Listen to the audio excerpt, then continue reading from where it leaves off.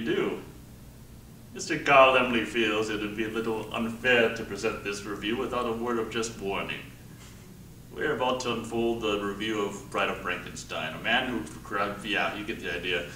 So basically, we're here to review as promised. Of course, no one. As of now, our Frankenstein 1931 review has two reviews.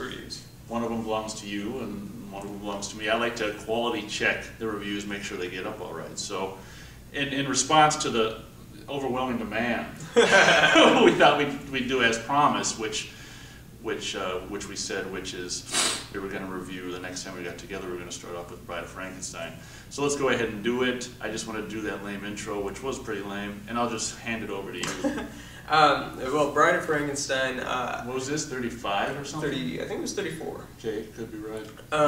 This one is one that I didn't see until actually when Van Helsing came out. They were I releasing. didn't see it until I was older too. Yeah, that's when you got that box set with all the movies of Dracula, Wolfman, and then Frankenstein. And all of their respective movies. Yeah, and it had all the Universal ones from the 30s all the way through the mid-50s or whatever. Yeah, you're right. And so I'd seen Frankenstein several times, and I love that movie. And I never wanted to see any of the sequels because I mean, like the story seemed over, so what was the point? Mm-hmm.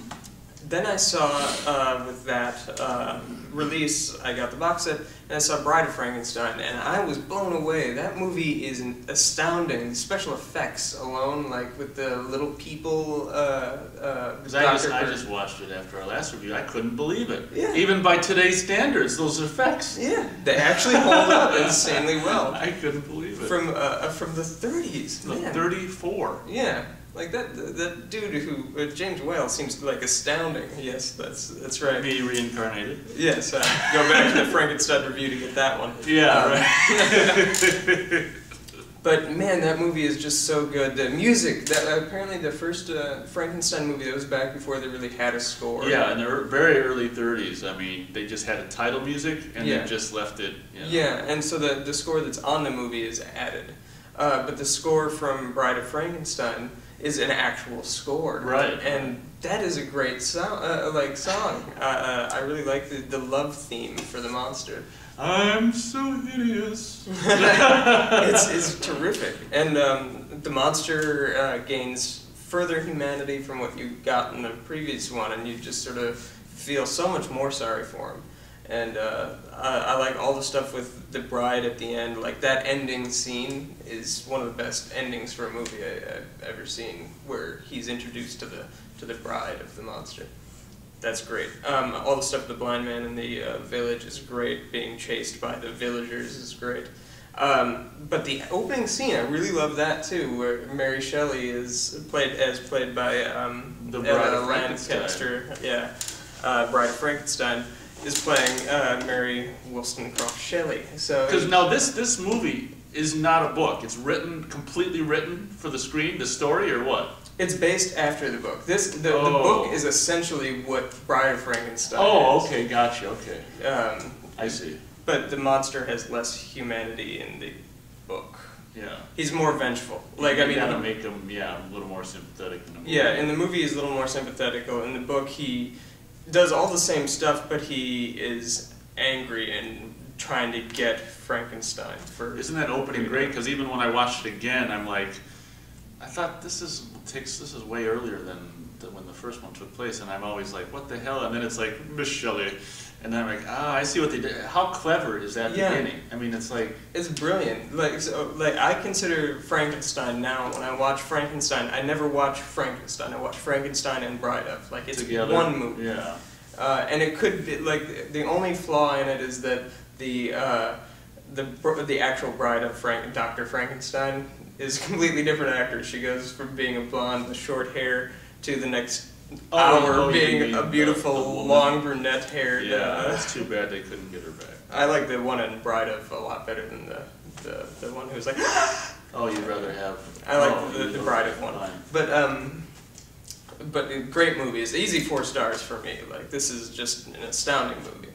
I actually like it better than the original Frankenstein, which is so rare that I tend to like sequels better. Although all the ones that we've reviewed so far, like every time we get to the sequel, I'm like, oh, that's way better than. Yeah, and that's so rare. It is Every rare. time It is it's generally rare.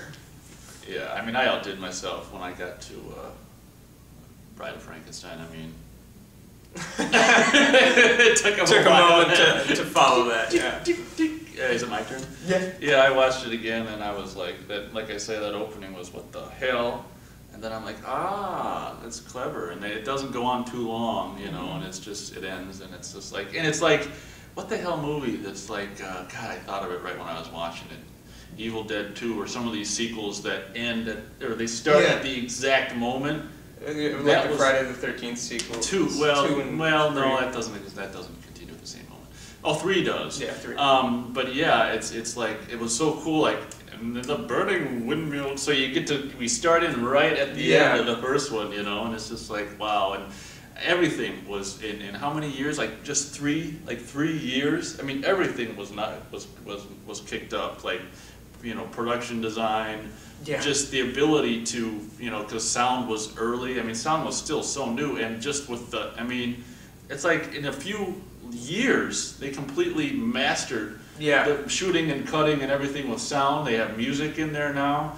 I mean, it's crazy, and even just the coverage and the editing is so much more. I mean, it's kind of, and that's what I liked about the first one. It's kind of a little more, I don't know what you'd call it, just, you know, it's kind of rough around the edges, like how the first one's filmed, but I like that kind of stuff too. I do too. And I think that's what makes old movies, that's what gives it some of the character.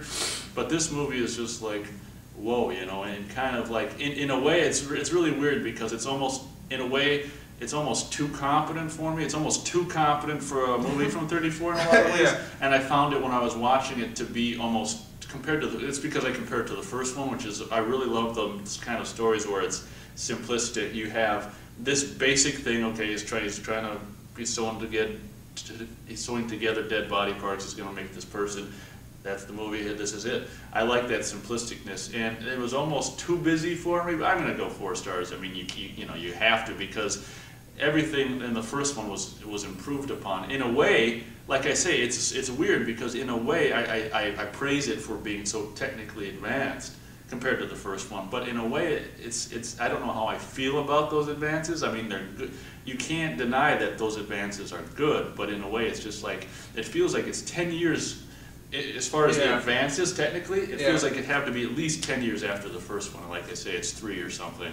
And the little people, I forgot, I'd seen it once back when that set came out, and then I forgot about the little people, and I couldn't believe it. I was as that scene was continuing, I was waiting for the effects to show their age. I'm like, show your age, this is from '34, this can't look that good, what the hell? And then it kept getting better. The people, the king got out, he was running around, and it's just like, it's getting better. I'm supposed to be finding the flaws here. I know, like, what is going on? I'm just trying to imagine a moviegoer back then who probably was just like, boom! Like, how did that like, just explode their brain? The only solution, or the only explanation, is that they grew little people for that. That's the only thing that makes sense. This is a year after I did Invisible Man, which has some great optical effects in it too. But those are a little more. I mean, you can see those are a little more sloppy. You can see where stuff, you know.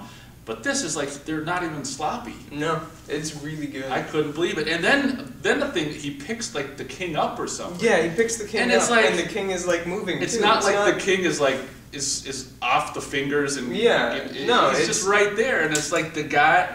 I couldn't believe it. He the fact that he's moving and it's and whatnot is just terrific. Unbelievable. That's so total movie magic. And you know, you'd think that after seeing Frankenstein, that where do you go? And it's just like, well, they had tons of places to go, making the monster even, because there was a little bit of sympatheticness with the first one with the girl and stuff. But going there to make the monster, and I think it was could be a great analogy or whatever for people, maybe you know, unattractive people or people with you know, some kind of deficiencies, which unfortunately the society is screwed up in that way, where someone can be you know, basically a good person, but you're just going to be looked upon as something. Yeah. It could be a, you know, It's like the Elephant a story Man. about, you know, or just race wars, Yeah. you know, all that kind of nonsense. It doesn't even matter. It could be just race wars or whatever. And I thought that, holy cow, you know, here he is.